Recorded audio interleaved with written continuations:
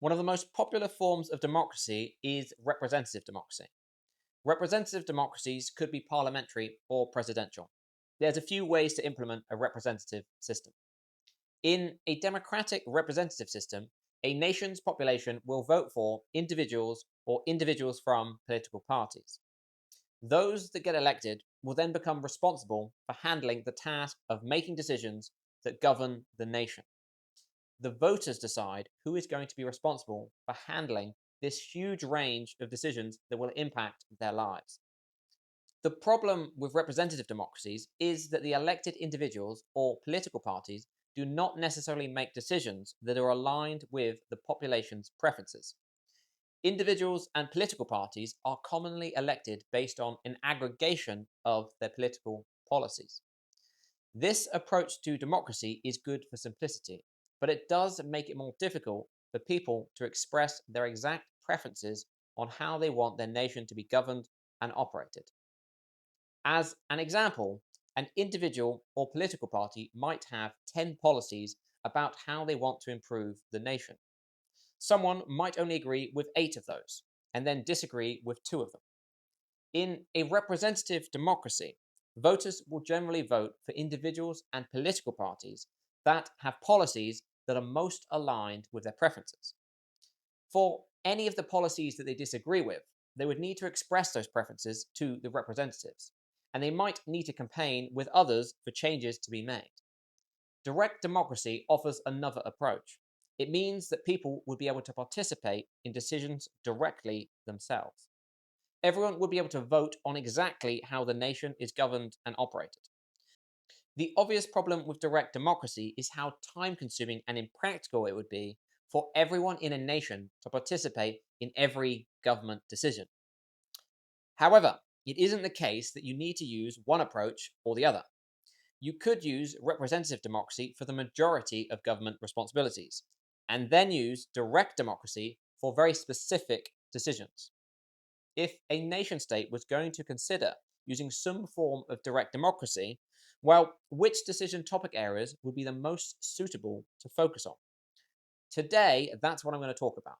I'm going to roughly rank these decision topic areas based on how suitable they are for using direct democracy. This ranking isn't scientific or incredibly methodical, but there's enough logic and rationale to see what makes sense.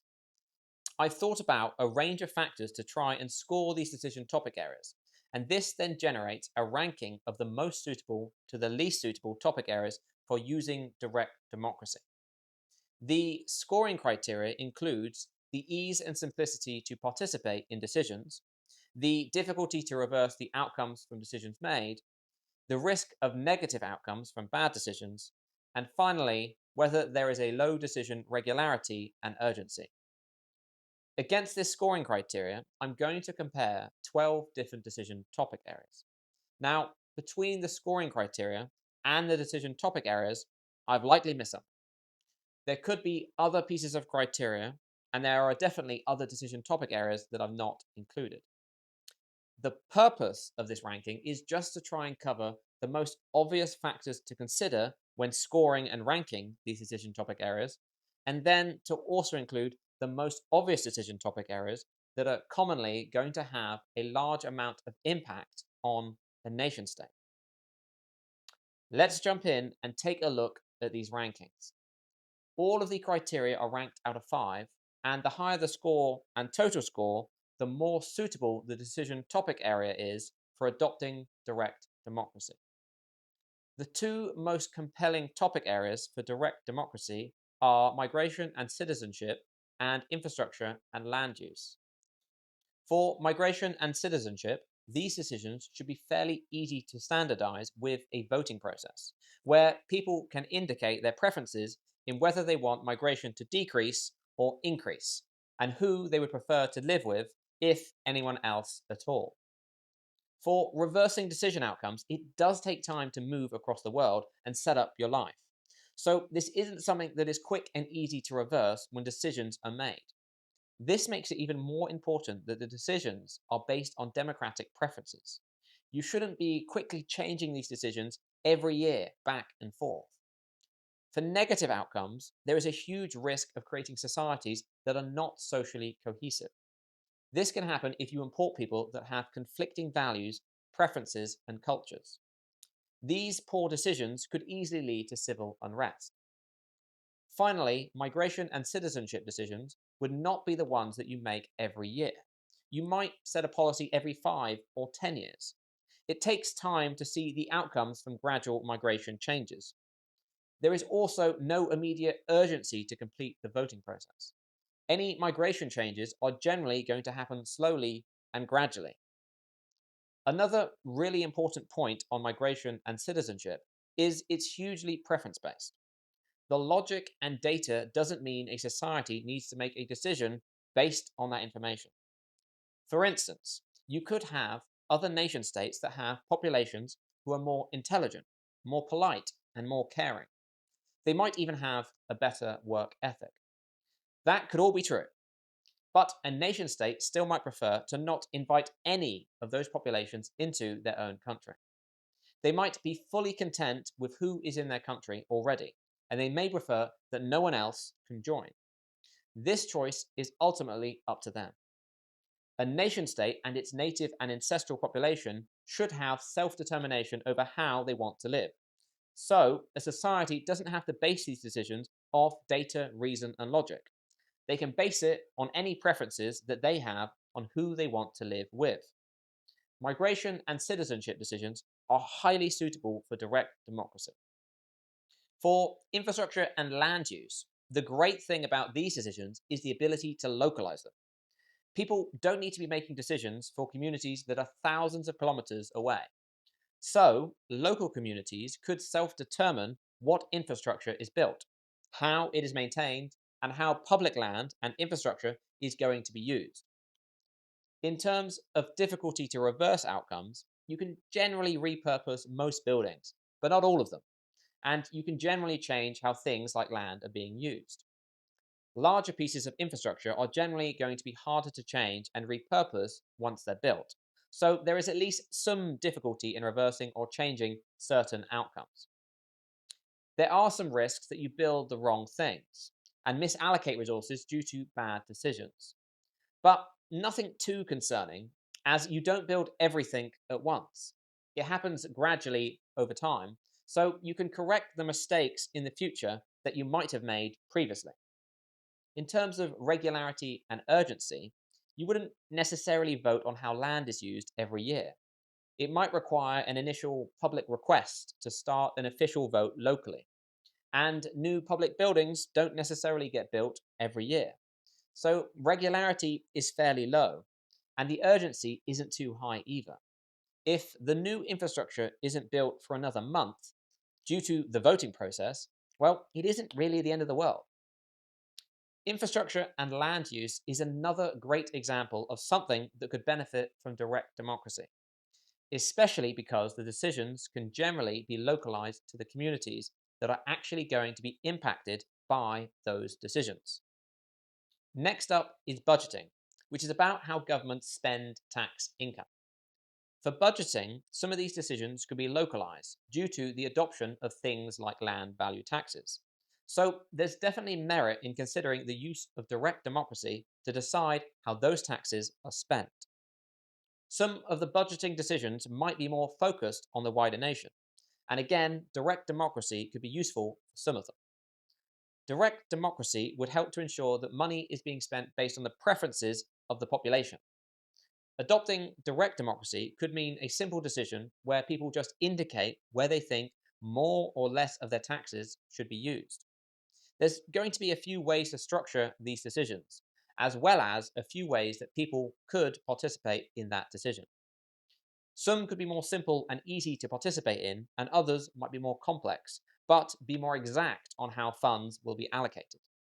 Some decisions could have less influence and be used as a guideline for representatives, whereas other decisions could be very direct and give voters full determination over how tax income is spent. Now, there is a cost for using direct democracy. It's expensive and time consuming to expect that everyone in a society needs to vote on how tax income is going to be spent. So, with that in mind, you generally want to use more high level decisions that influence where the government's budget is being spent rather than more complex decisions that are trying to be overly precise. There is a moderate amount of urgency and regularity with budgeting decisions. You need to make some of these decisions every year and do it within a reasonable time period. So, this adds to the overall cost and complexity of using direct democracy. Overall, some high level budgeting decisions still seem pretty compelling for using direct democracy. Next up is education. Some education decisions could be national ones, such as about the curriculum more broadly, how schools are being funded, and what research is being supported to improve the education system itself. However, a number of decisions could be handled locally in each school, such as exactly what is involved in that school's specific curriculum. Sports and leisure activities, school trips, food canteen options, and so on. So, for some things, some local and direct democracy could make a lot of sense, especially if it becomes much easier to participate in these decisions in the future using better digital solutions.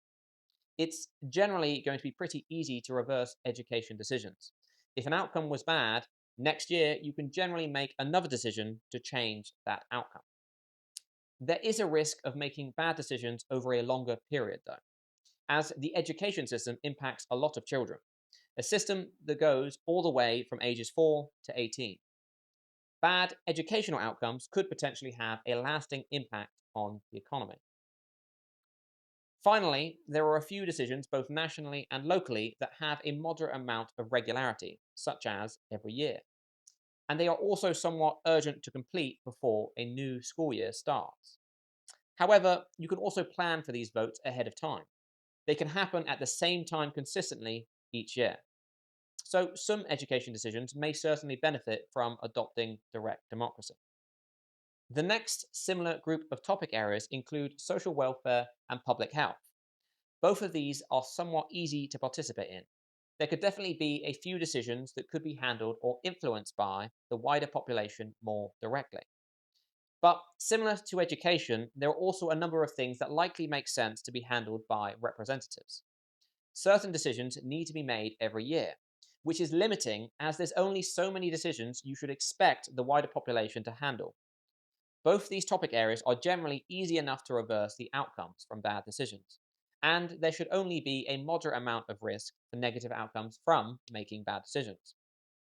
Using data, science, logic, and reason is going to be highly influential for making many of the decisions that need to be made for these topic areas. However, there could still be some cases where you want to let the population decide based on their preferences.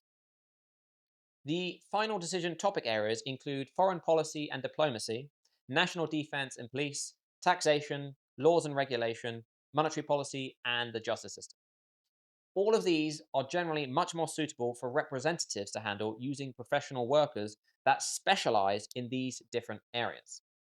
For instance, on laws and regulations, you don't really need a population to approve every piece of regulation. However, there might be a few high level decisions that could be suitable for the wider population. That could then influence the laws and regulations that do actually get made. And that's how you generally be approaching all of these decision topic areas. You'd identify any high level decisions that the population needs to make instead of the representatives, and then create a vote that can record the preferences of the population. Foreign policy can mostly be handled by representatives who can communicate with each other to identify opportunities to collaborate and work together. National defense would face difficulties if it was governed by a wider population, as it could make it very slow to make important internal changes and also to respond to suddenly emerging threats. The urgency to make some decisions is very high. Taxation can be greatly simplified by adopting non distortionary taxes like land value taxes and money taxes, whilst also removing things like income taxes, corporation taxes, and property taxes. Once the tax system is fixed, there shouldn't be many ongoing decisions that need to be made by the wider population. Laws and regulation, for the most part, are professionally created documents that represent the preferences of society, and these act as guidelines and rules for creating a fair and just society. The devil is in the detail, And this is exactly why you want specialists working on these laws and regulations.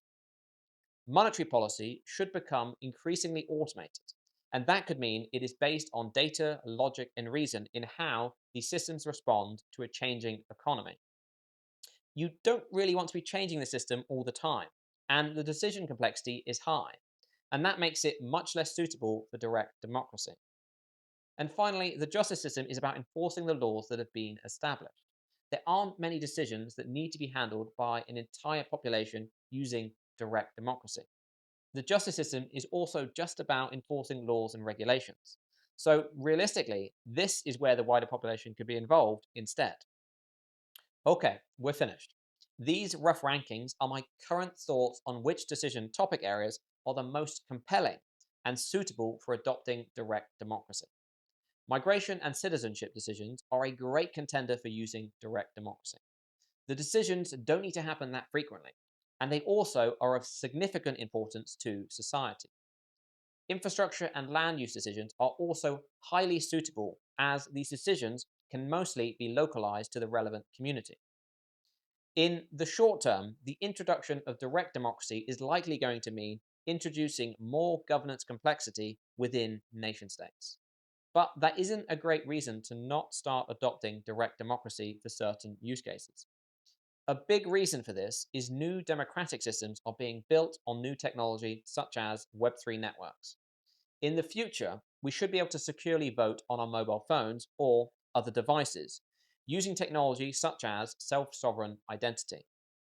As this technology continues to mature, it should make it easier and quicker for people to participate directly in some of the most fundamental decisions that can influence their lives. I've only spent a brief amount of time on this to roughly gauge which areas look like the most compelling to adopt direct democracy. I'm fairly comfortable that I thought about these different decision topic areas in enough detail to be pretty confident that migration and citizenship is the most suitable for using direct democracy. But if you have better ideas, critiques, or if you've seen any useful research and analysis about this topic area of direct democracy and when to use it, then please share anything in the comments. But for now, that's it. I'll see you all in the next one.